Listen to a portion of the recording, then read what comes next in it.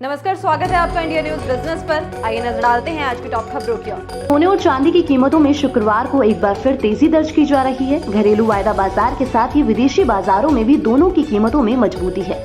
MCX पर सोने की कीमत 250 रूपए चढ़ गई है। 10 ग्राम सोने का रेट 62,750 रूपए के पार निकल गया।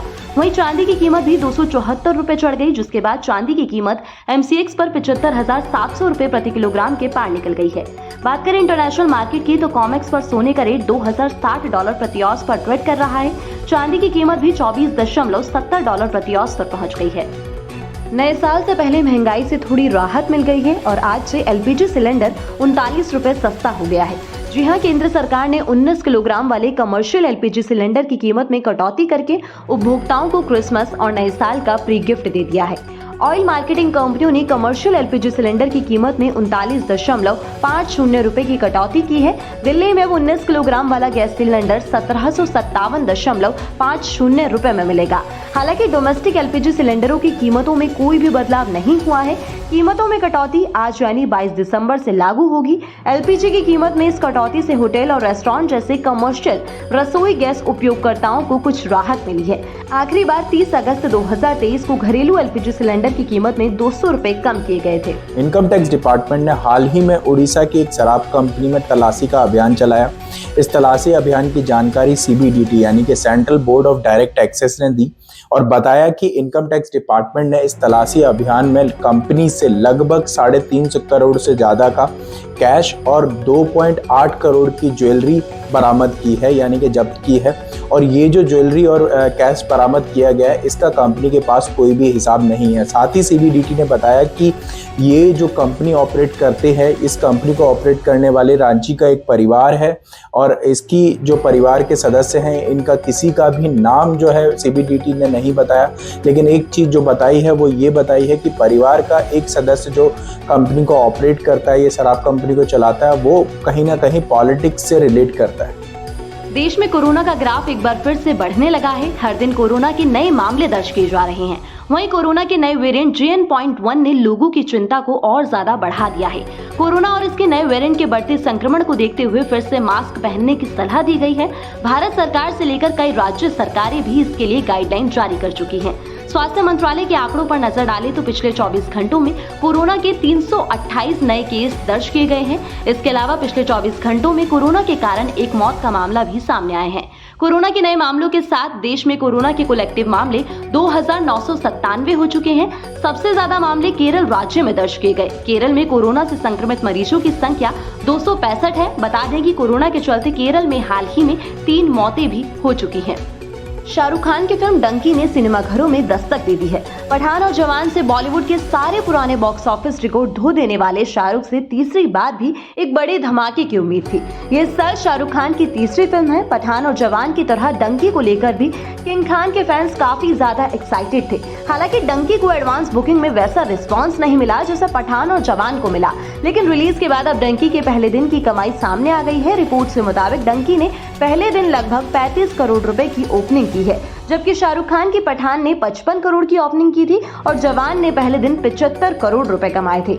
डंकी में शाहरुख खान के साथ विकी कौशल, तापसी पन्नू, बोमन ईरानी, सतीश शाह, विक्रम कोचर लीड रोल में है। आपको बता दें कि डंकी फिल्म 120 करोड़ के बजट में बनी है। फिल्म को लेकर फैंस के बीच जो एक्साइटमेंट बनी हुई है और जिस तरह के अच्छे रिव्यूज आ रहे हैं, उसे देखकर अंदाजा लगाया जा रहा है कि डंकी पहले हफ्ते में ही बजट के पैसे निकाल लेगी।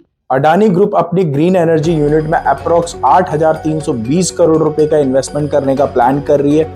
वहीं दूसरी तरफ अडानी ग्रीन एनर्जी लिमिटेड ने अपने बिजनेस को एक्सपेंड करने के लिए और अपनी जरूरतों को पूरा करने के लिए रिफाइनेंस करने का प्लान कर रही है। ये जो रिफाइनेंस करा जाएगा, ये कंपनी के फाउंडर्स जो हैं उनको प्रेफरेंशियल बॉन्ड्स इशू करके रिफाइनेंस करने की प्लानिंग की जा रही है।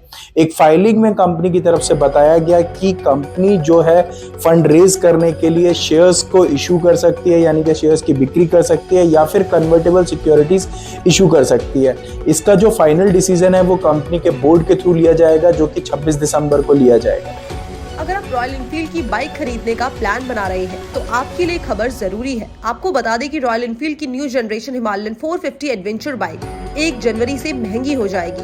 कंपनी ने 24 नवंबर को गोवा में हुए अपने एनुअल बाइकिंग इवेंट मोटोवर्स 2023 में इसे 2.69 लाख रुपीस की एक्स शोरूम की इंट्रोडक्टरी प्राइस में लॉन्च किया था। इंट्रोडक्टरी प्राइस सिर्फ 31 दिसंबर तक बुकिंग कराने पर ही लागू होगा।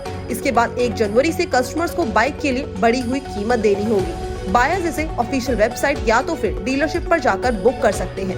नई हिमालयन 450 3 वेरिएंट और 5 कलर ऑप्शन में अवेलेबल है। अगर कोई कस्टमर 1 जनवरी से पहले बाइक बुक करता है लेकिन नए साल में कलर बदलने का ऑप्शन चुनता है तो नई कीमत ही लागू होगी। वहीं अगर कलर में बदलाव 31 दिसंबर से पहले होता है तो कस्टमर्स को शुरुआती कीमत का फायदा मिलेगा। Car manufacturing company Toyota Motors ने टेक्निकल प्रॉब्लम की वजह से दुनिया भर से 11.2 लाख कारों को रिकॉल किया है। ये जो 11.2 लाख कार रिकॉल की गई है, इसमें से 10 लाख कार तो जो है वो सिर्फ अमेरिका में है। साल 2020 से लेकर साल 2022 के टाइम पीरियड में जो कार सेल की गई थी, कंपनी ने उन्हीं कारों को रिकॉल किया है। टोयोटा की तरफ से बताया गया है कि जो फ्रंट पैसेंजर सीट होती है उसमें जो एयर बैग हैं उनके सेंसर में प्रॉब्लम है, जिसकी वजह से कार को रिकॉल किया गया। बेसिकली सेंसर में सर्किट प्रॉब्लम की वजह से जो सेंसर है वो टाइम पे वर्क नहीं करते, जिसकी वजह से कहीं ना कहीं एक्सीडेंट होने के चांसेस होते हैं। तो इसलिए कंपनी ने इन कारों को रिकॉल किया और ये जो सेंसर है इनको प्रॉपर तरीके से रिपेयर किया जाएगा और साथ ही टोयोटा की तरफ से इन सेंसर को रिपेयर करने के लिए कोई भी चार्जेस नहीं लिए जाएंगे।